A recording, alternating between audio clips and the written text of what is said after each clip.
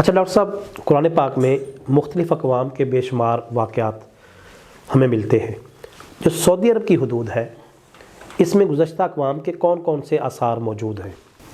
جی دیکھیں، قدیم آثار میں اگر ہم دیکھیں جی تو سب سے پہلے تو مکہ شریف، جی یہ سیدنا ابراہیم سیدنا اسماعیل علیہ السلام کے دور کا بیت اللہ شریف، اس دور کی جو اقوام آباد تھیں یا بعد میں آباد ہوئیں، تو یہ ان کا ایک شہر ہے جو تاریخ میں آج تک موجود ہے. اور اگر آدم علیہ السلام کے دور سے شمار کریں تو یہ گویا قدیم ترین شہر جو ہے وہ شمار ہوگا. اس کے علاوہ جو بعد میں آنے والے انبیاء کرام علیہم الصلوات و تسلیمات ہیں، ان میں مدینہ منورہ سے تبوک کی طرف جاتے ہوئے رستے میں مدائن صالح کے نام سے ایک آبادی موجود ہے.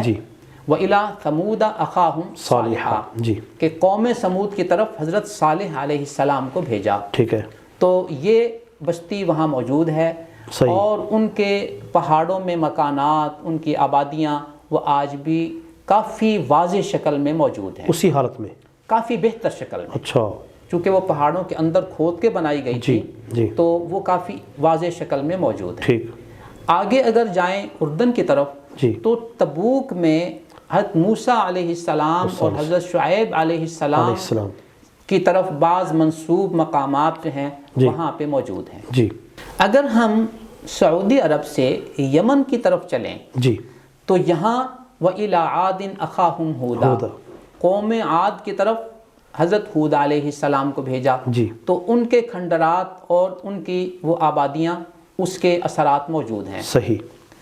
احقاف کا جو ایریا ہے یہ بھی اسی سلسلے کا ایک حصہ ہے. سورہ بروج میں جس قوم کا تذکرہ ہے وہ بھی وہاں قریب ہی ہیں، یمن کی حد میں.